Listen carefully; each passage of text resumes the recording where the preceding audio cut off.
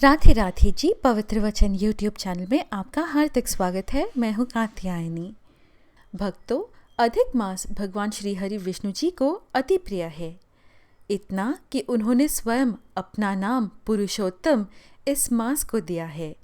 इस मास को पुरुषोत्तम मास, अधिमास और मलमास के नामों से भी जाना जाता है। यह अधिक मास हर 3 वर्षों में सिर्फ एक बार आता है और इसलिए इस मास में भक्तजन विशेष रूप से भगवान श्री हरि विष्णु जी की विशेष पूजा अर्चना करते हैं। विशेष रूप से इस महीने श्रीमद् भगवद गीता के 15वें अध्याय का पठन किया जाता है। इस वीडियो में हम प्रस्तुत कर रहे हैं श्रीमद् भगवद गीता का 15वां अध्याय व उसकी महात्म्य कथा। आइए श्रवण करें। श्रवण करने से पूर्व हमेशा की तरह ओम नमो नारायणाय, ओम नमो भगवते वासुदेवाय, हरि ही ओम लिखकर अवश्य कमेंट करें।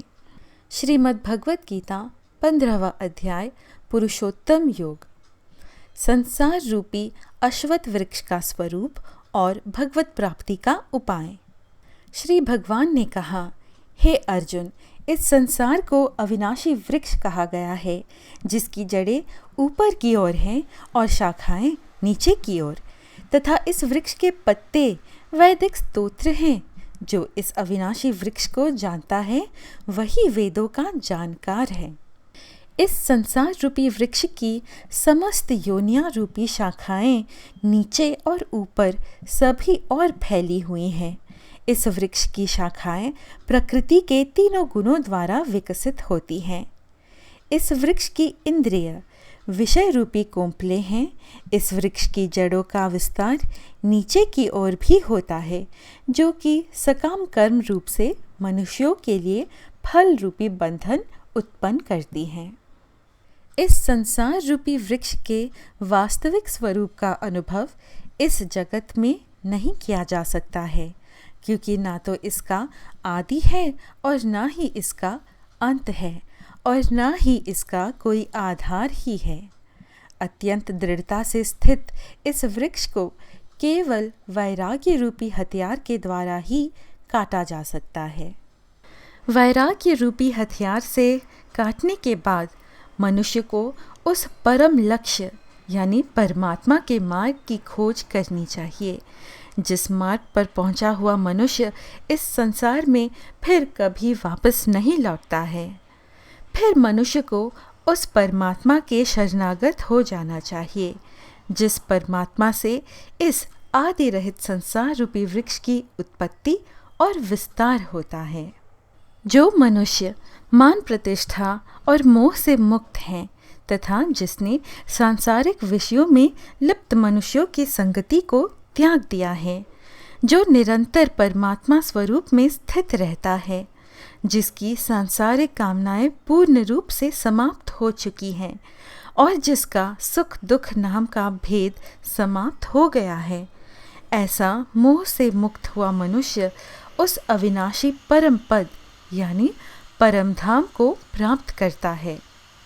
उस परम धाम को ना तो सूर्य प्रकाशित करता है, ना चंद्रमा प्रकाशित करता है और ना ही अग्नि प्रकाशित करती है।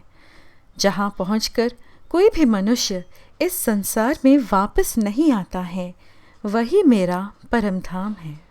हे अर्जुन, संसार में प्रत्येक शरीर में स्थित जीवात्मा मेरा ही सनातन अंश है, जो कि मन सहित 6 इंद्रियों के द्वारा प्रकृति के अधीन होकर कार्य करता है।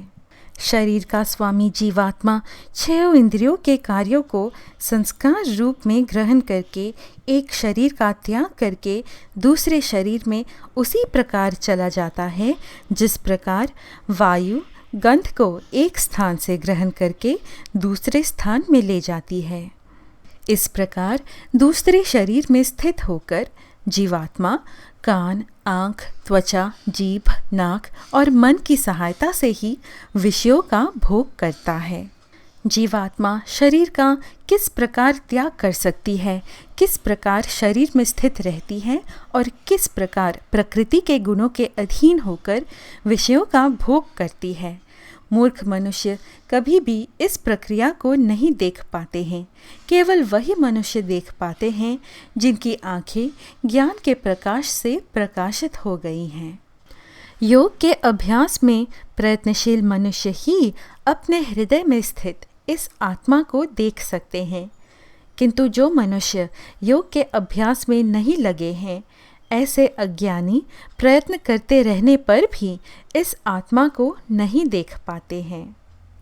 हे अर्जुन, जो प्रकाश सूर्य में स्थित है, जिससे समस्त संसार प्रकाशित होता है, जो प्रकाश चंद्रमा में स्थित है और जो प्रकाश अग्नि में स्थित है, उस प्रकाश को तू मुझसे ही उत्पन्न समझ।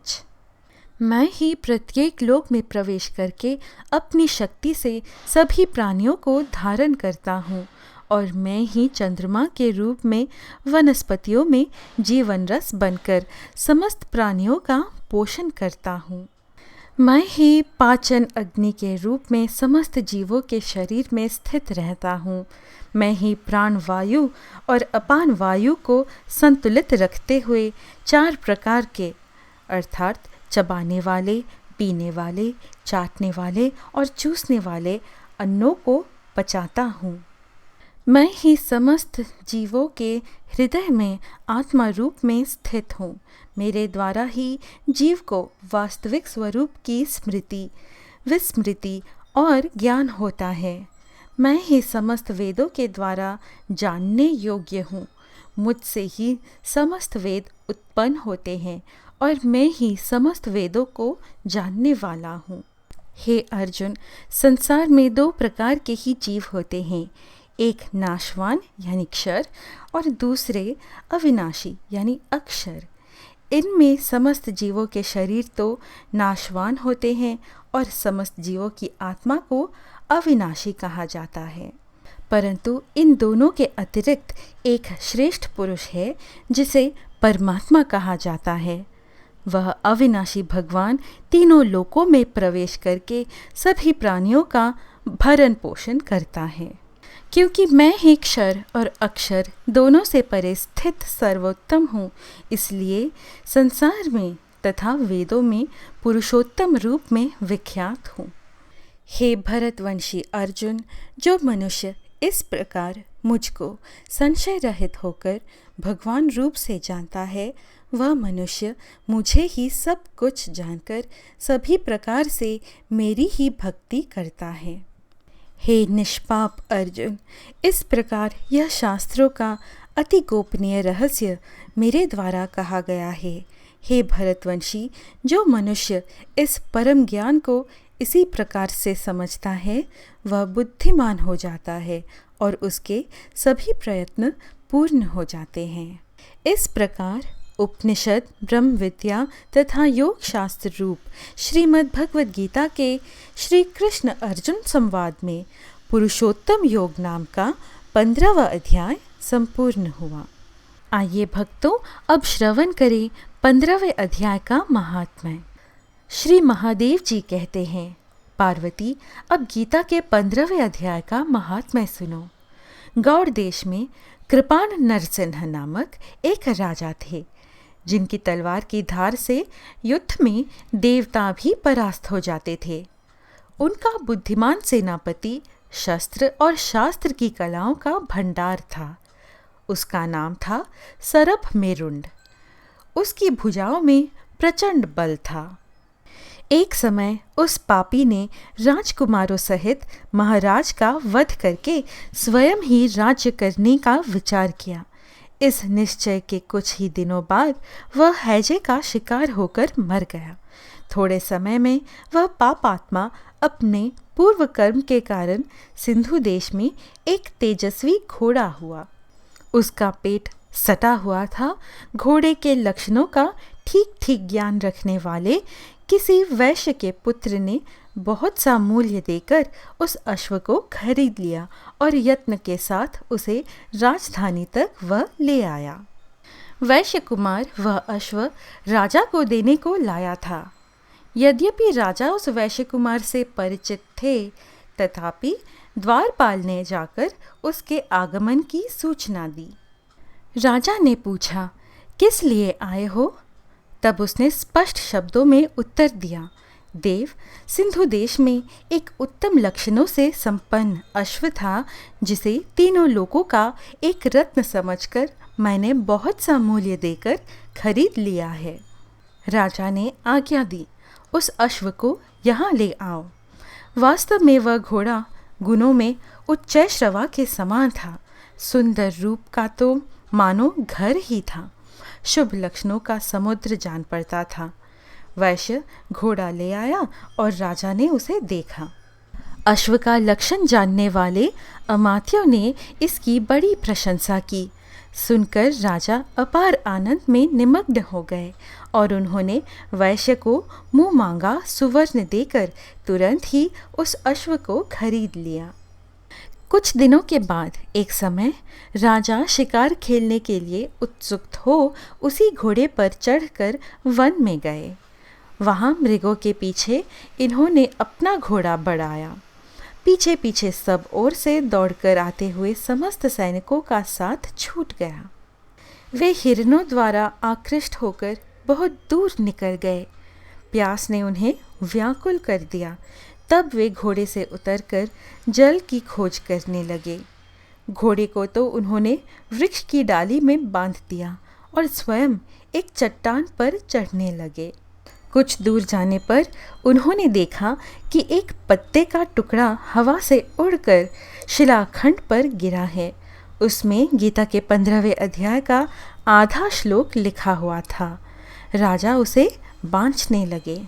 उनके मुख से गीता के अक्षर सुनकर घोड़ा तुरंत गिर पड़ा और अश्व शरीर को छोड़कर तुरंत ही दिव्य विमान पर बैठकर वह स्वर्गलोक को चला गया। तत्पश्चात राजा ने पहाड़ पर चढ़कर एक उत्तम आश्रम देखा, जहाँ नागकेशर, केले, आम और नारियल के वृक्ष लहरा रहे थे। आश्रम के भीतर एक ब्राह्मण बैठे हुए थे, जो संसार की वासनाओं से मुक्त थे।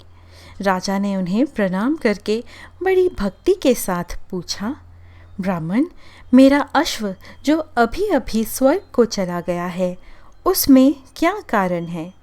राजा की बात सुनकर त्रिकालदर्शी, मंत्रवेत्ता एवं महापुरुषों में श्रेष्ठ विष्णु शर्मा नामक ब्राह्मण ने कहा, राजन, पूर्व काल में तुम्हारे यहाँ जो सरप मेरुंड नामक सेनापति था, वह तुम्हें पुत्रों सहित मारकर स्वयं राज्य हड़प लेने को तैयार था।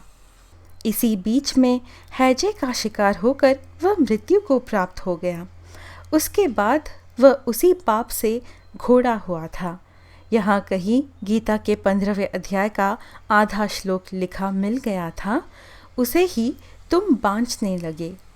उसी को तुम्हारे मुख से सुनकर वह अश्व स्वर्ग को प्राप्त हुआ है।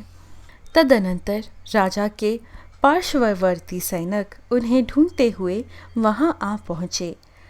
उन सब के साथ ब्राह्मण को प्रणाम करके राजा प्रसन्नतापूर्वक वहां से चले गए और गीता के 15वें अध्याय के श्लोकाक्षरों से अंकित उसी पत्र को बाँच बाँच कर प्रसन्न होने लगे।